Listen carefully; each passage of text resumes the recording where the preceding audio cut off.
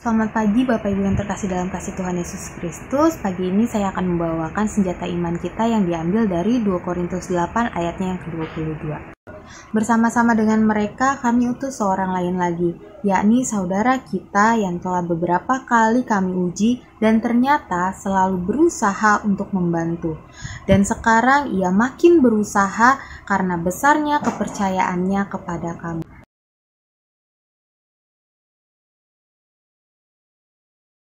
Dalam ayat ini kita tahu bahwa pada saat itu Rasul Paulus mengutus Titus untuk mengumpulkan persembahan-persembahan dari gereja-gereja yang telah dirintis oleh Rasul Paulus pada saat pengajarannya.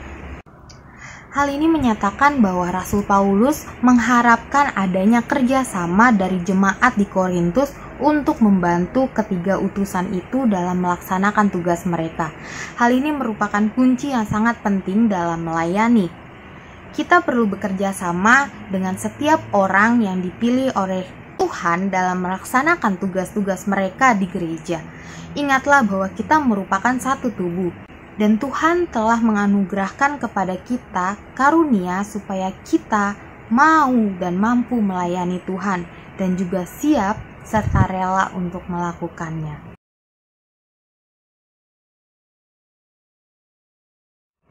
Saya mau menggarisbawahi tentang kepercayaan yang dimiliki oleh setiap anak-anak Tuhan yang telah dipilih sama Tuhan untuk menjalankan tugas-tugasnya. Bagaimana sikap hati kita sebagai anak-anak Tuhan yang telah dipilih sama Tuhan untuk sama-sama melayani? Ada 3 tipe orang. Yang pertama adalah orang yang hatinya sepenuhnya untuk dirinya sendiri. Bagi dia Tuhan tidak ada kaitannya dengan hidupnya. Yang kedua adalah orang yang sebagian hatinya untuk Tuhan. Ia rajin beribadah dan melayani. Tapi ketika masalah datang ia komplain. Tuhan, aku sudah setia mengikut Engkau. Mengapa Kau biarkan masalah datang dalam hidupku? Yang ketiga adalah orang yang hatinya sepenuhnya untuk Tuhan. Hidupnya tidak sempurna, perjalanannya masih ada batu-batu masalah dan jalan yang naik turun. Tetapi ia tidak bisa tidak mempercayai Tuhan. Hatinya terlalu yakin dan tidak ragu bahwa Tuhan itu baik dan sama sekali tidak ada kejahatan di dalam dirinya. Apa saja yang Tuhan buat tidak pernah salah dan selalu mendatangkan kebaikan. Anda tipe yang mana?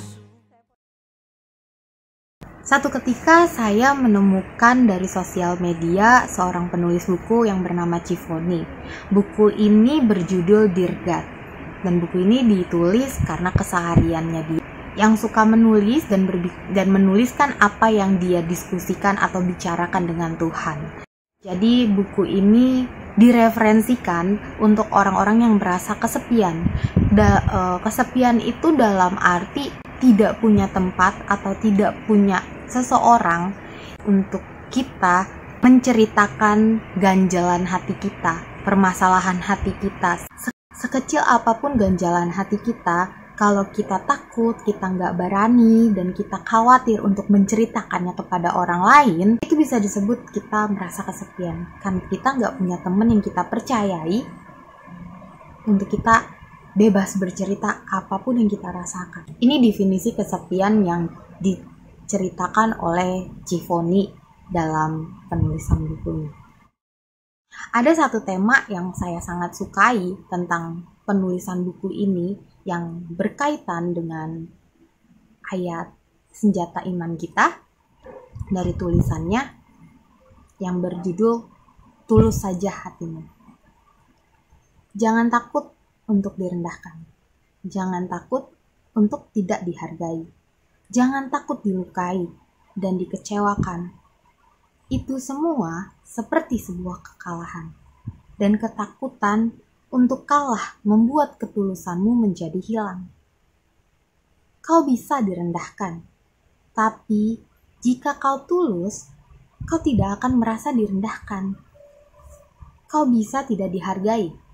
Tapi jika kau tulus, kau tidak akan merasa tidak berharga. Kau juga bisa dilukai.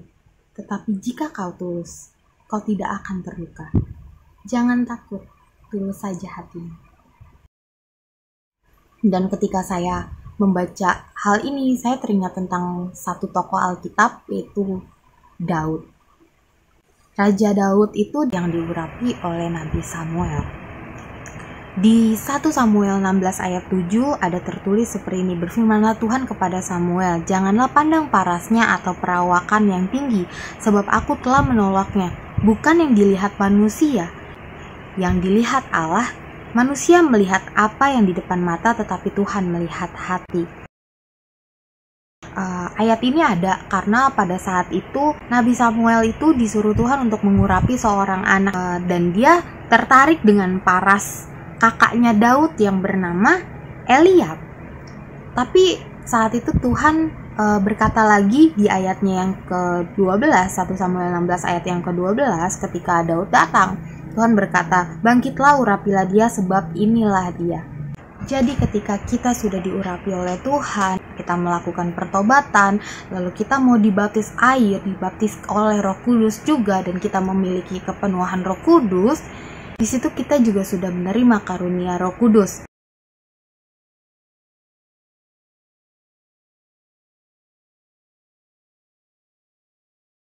Dalam 1 Korintus 12 ayatnya yang ke-9 ada tertulis salah satu karunia dari Roh Kudus adalah kepada yang seorang roh yang sama memberikan iman.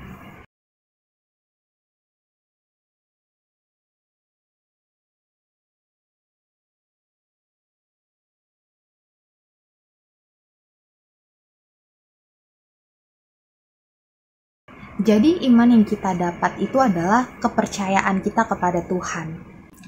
Sama seperti senjata iman kita dari 2 Korintus 8 ayat yang ke-22, sesama pelayan Allah sama-sama harus punya kepercayaan. Seperti Tuhan yang memberikan kepenuhan Roh Kudus dan memberikan karunia Roh Kudus kepada kita, yaitu kita punya iman. Iman kepercayaan yang gak goyah sama Tuhan. Karena saya teringat juga seperti cerita murid-murid Tuhan Yesus yang gak percaya sama Tuhan Yesus. Kenapa saya bisa bilang murid-murid Tuhan Yesus gak percaya sama Tuhan Yesus? Karena ketika Tuhan Yesus sudah mati, bangkit dari kematian, bangkit dari maut, ketika Tuhan Yesus menemui murid-muridnya, bahkan murid-muridnya yang harusnya mengenal dia, menyebut Tuhan itu seperti hantu. Bahkan seperti orang asing yang gak mereka kenal. Mereka sudah bersama-sama dengan Tuhan Yesus dalam waktu yang cukup lama.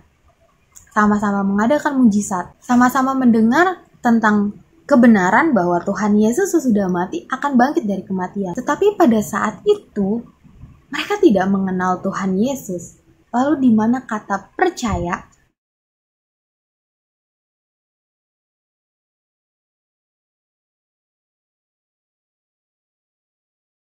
Harusnya ketika kita percaya dengan Tuhan dan kita percaya dengan rekan sepelayanan kita seharusnya mengenal dia.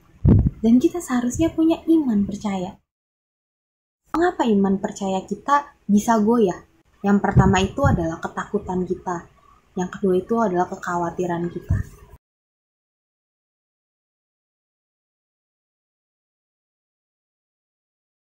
Kita buka dari Yesaya 35 ayat 4. Katakanlah kepada orang-orang yang tawar hati, kuatkanlah hati, janganlah takut.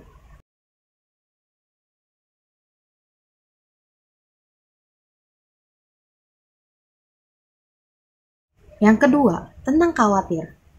Yohanes 14 ayatnya yang ke-27.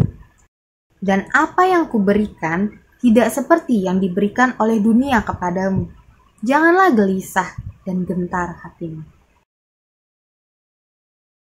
Jadi Bapak Ibu, Koko Cici dan adik-adik sekalian, kita tahu sekarang bahwa apa yang menyebabkan kita tidak punya kepercayaan. Karena kita merasa takut, karena kita merasa khawatir. Karena kita nggak percaya Tuhan adalah penolong kita. Karena kita nggak percaya bahwa apa yang sudah Tuhan kerjakan dalam hidup kita adalah yang terbaik.